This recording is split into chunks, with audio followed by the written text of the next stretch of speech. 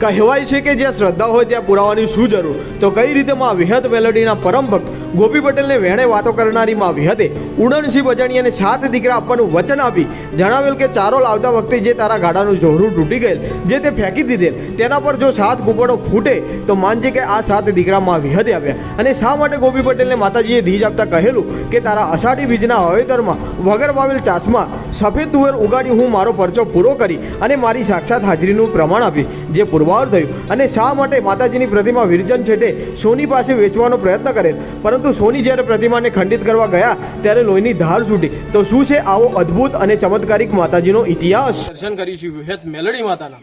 શું છે માતાજીનો ઇતિહાસ જાણીશું આગળ વિડીયોમાં. તો મિત્રો તમે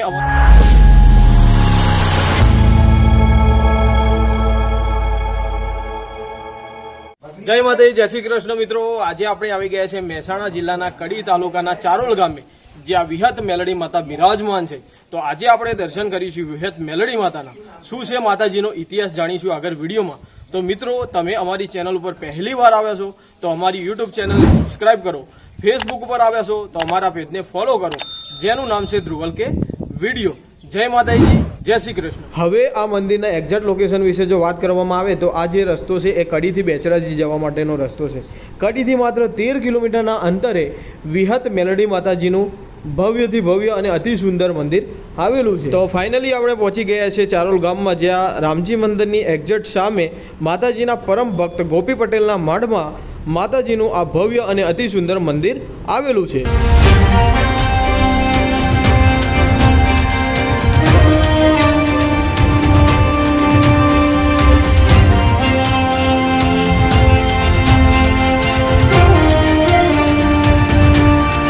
તમે જોઈ શકો છો ભવ્યથી ભવ્ય અને અતિ સુંદર વિહત મેલડી માતાજીનું મંદિર બનાવવામાં આવ્યું છે, જેને વિહત મેલડી ધામ તરીકે ઓળખવામાં આવે છે.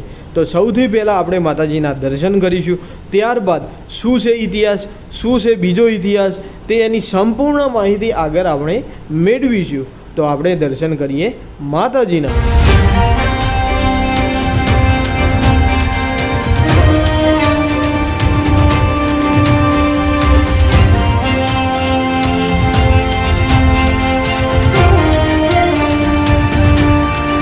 યા દેવી સર્વભૂતેષુ વિહત મેલડી રૂપેણ સંસ્થિતા નમસ્તસ્યે નમસ્તસ્યે નમસ્તસ્યે નમો નમઃ. તમે દર્શન કરો માં વિહતના અને માં મેલડીના. જય વિહત મેલડીમાં. હવે માતાજીનો પ્રથમ ઇતિહાસ જાણીએ તો વર્ષો પહેલાંની વાત છે. ખારાપાટ પરગણામાં પાટડી બજાણા કરીને એક ગામ હતું. આ ગામમાં એક ઉગમસિંહ બજાણીયો રહેતો હતો. આ ઉગમસિંહને 7 બહેરા હતા, પણ એકઈને વસ્તાર નહોતો. એકવાર એમની નાત ભરાઈ ત્યારે ઉગમસિંહને બજાણિયા નાતનો પ્રમુખ બનાવવામાં આવ્યો. ત્યારે કોઈકે મેણું માર્યું કે ઉગમસિંહને ક્યાં પ્રમુખ બનાવ્યો, આ તો વાંજ્યો છે. આવું મેણું સાંભળીને ઉગમસિંહ બજાણિયાએ પ્રમુખ પદ છોડ્યું અને 7 બૈરાને લઈને ચારોલની વાટ પકડી. પણ બન્યું એવું કે ઉગમસિંહનું ગાડું ચારોલના પાદરે આવ્યું અને ગાડાનું જોહરું ભાગ્યું. એટલે ઉગમસિંહે આ જોહરું, ત્યાં બાજુમાં તળાવ હતું, આ તૂટેલું જોહરું તે તળાવમાં નાખીને ચારોલ ગામમાં આવ્યો. ગામમાં આવીને ઉગમસિંહે લોકોને કહ્યું કે મને વિહત મેલડીનું મંદિર બતાવો. પરંતુ ચારોલના કોઈ પણ વ્યક્તિ આ ઉગમસિંહને વિહત મેલડીનું મંદિર બતાવતા નથી. આમ ઉગમસિંહ બજાણિયો 2 દિવસ ચારોલમાં રહ્યો, પરંતુ કોઈએ વિહત મેલડીનું મંદિર ન બતાવ્યું. એટલે આ ઉગમસિંહ બજાણિયાએ ગામના ચોકમાં 100 ફૂટનો વાંસ ઊભો કરીને આત્મહત્યા કરવા માટે ઉગમસિંહ બજાણિયો 100 ફૂટના વાંસ ઉપર ચડ્યો. ઉગમસિંહે 100 ફૂટના વાંસ ઉપર ચડ્યો એટલે ચારોલ ગામના લોકો ભેગા થયા અને વિચાર કર્યો કે આ ઉગમસિંહ બજાણિયો ગામમાં મરી જશે તો ગામને પાપ લાગશે. આ ચારોલ ગામમાં એક ગોપી પટેલ કરીને એક સારા વ્યક્તિ રહેતા હતા. આ ગોપી પટેલ ઉગમસિંહને કીધું, અલ્યા ઉગમસિંહ, વાંસ ઉપરથી નીચે ઉતર, હું તને ગામમાં એક ખેતર અને 10-12 ગાય ભેંસ આપું. એટલે આ ઉગમસિંહ બજાણિયો બોલ્યો કે પટેલ, આ ખેતરની બાજરી અને ગાયોનું દૂધ હું કયા છોકરાને ખવડાવું? મારે વસ્તાર નથી, એટલે મારે વિહત મેલડીને મળવું છે. ગોપી પટેલે વિચાર કર્યો કે વિહત મેલડી તો અમારા ગામના દેવી પૂજક પૂજે છે. એટલે ગોપી પટેલે કીધું, ઉગમસિંહ, તું આત્મહત્યા ના કરતો, હું વિહત મેલડીના મઢે જઈને આવું છું. ગોપી પટેલ દેવી પૂજકને ત્યાં આવ્યા અને વલ્મી દેવી પૂજકને કીધું કે ક્યાં ગયા નાનીઓ અને ભલીઓ? એટલે વલ્મીએ કીધું કે પટેલ, નાનિયા અને ભલિયાનું શું કામ પડ્યું કે તમારે અહીંયા આવવું પડ્યું? એટલે ગોપી પટેલે કીધું કે પાટડી બજાણાથી ઉગમસિંહ બજાણીઓ આવ્યો છે અને ગામના ચોકમાં આત્મહત્યા કરે છે. આ ઉગમસિંહ બજાણીયાને તમારી વિહત મેલડીનું કામ પડ્યું છે. એટલે વલ્મીએ કીધું કે ગોપી પટેલ, મારી વિહત મેલડી તો ઘરે નથી, પાટણ રાણકી વાવે દિવ્યનો મેળો છે, એટલે દિવ્યની સાથે મારી વિહત મેલડી ઝીલણ ઝૂલવા ગઈ છે. પણ ગોપી પટેલ, તમે થોડી વાર ઊભા રહો, હું વિહત મેલડીને ટહુકો કરું છું. જો ઝીલણ ઝૂલી રહ્યા હશે તો મારો ટહુકો સાંભળીને ઘરે આવ્યા વગર રહેશે નહીં. વલ્મીએ વિહત મેલડીને ટહુકો કર્યો કે હે માં વિહત મેલડી, ગોપી પટેલ જેવા સાચા વ્યક્તિ મારા ઘરે આવ્યા છે. જો તમે ઝીલણ ઝૂલી રહ્યા હોય તો ઘરે પાછા આવજો. એટલે વિહત મેલડીએ પાટણથી વલ્મીને કીધું કે ગોપી પટેલને થોડી વાર ત્યાં ઊભા રાખજો, અમે ઝીલણ ઝૂલી રહ્યા છીએ અને આવીએ જ છીએ. અને મારી વિહત મેલડી વીજળીના ચમકારે પાટણથી રથડો જોડીને ચારો લાવ્યા અને વલ્મીના દીકરા નાનિયાને ધૂણવા આવી અને કીધું કે ગોપી પટેલ, જાઓ ઉગમસિંહ બજાણિયાને કહેજો કે 100 ફૂટ વાંસ ઉપરથી નીચે ઉતરી જાય. વિહત મેલડી તેના સાતે બૈરાને એક એક દીકરો આપશે. એટલે ગોપી પટેલે ગામના ચોકમાં આવીને કીધું કે ઉગમસિંહ બજાણિયા, વિહત મેલડીએ સંદેશો મોકલ્યો છે કે ઉગમસિંહ બજાણિયાને કહો કે વાંસ ઉપરથી નીચે ઉતરી જાય. તેના સાતે બૈરાને આજથી 9 મહિના પછી એક એક દીકરો આપશે. એટલે આ ઉગમસિંહ બજાણિયાને આ 7 દીકરાવાળી વાત ઉપર વિશ્વાસ ન બેઠો. એટલે ઉગમસિંહ 100 ફૂટના વાંસ ઉપરથી ગોપી પટેલને કીધું કે પટેલ, એક દીકરો સમજ્યા, 2 દીકરા સમજ્યા, પરંતુ મને તમારી વિહત મેલડી 7 દીકરા આપશે તેવું તમે જુઠ્ઠું શું કામ બોલો છો? જો તમારી વિહત મેલડી મને 7 દીકરા આપે તો તમારી વિહત મેલડીને કહો કાંઈક એધાણી આપે. એટલે ફરી ગોપી પટેલ દેવી પૂજકને ત્યાં આવ્યા અને કીધું કે વલ્મી, તમારી માતાને કહો કે ઉગમસિંહ બજાણીઓ કાંઈક ધીજ માગે છે. એટલે ફરી વિહત મેલડી નાનિયાને ધૂણવા આવી અને કહ્યું કે ગોપી પટેલ, ઉડનસિંહ બજાણિયાને કહો કે તું ચારોલ આવતો હતો ત્યારે તારા ગાડાનું જોહરું ભાંગ્યું હતું અને તે જોહરું તે ગામ તળાવમાં નાખ્યું હતું. તે જોહરું તળાવમાંથી બહાર કાઢજો અને વર્ષો જૂના ગાડાના જોહરાને 7 ફણગા ફૂટ્યા હોય તો એમ માનજો કે નાનિયા ભલિયાની વિહત મેલડી ઉગમસિંહ બજાણિયા તને 7 દીકરા દીધા વગર નહીં રહે.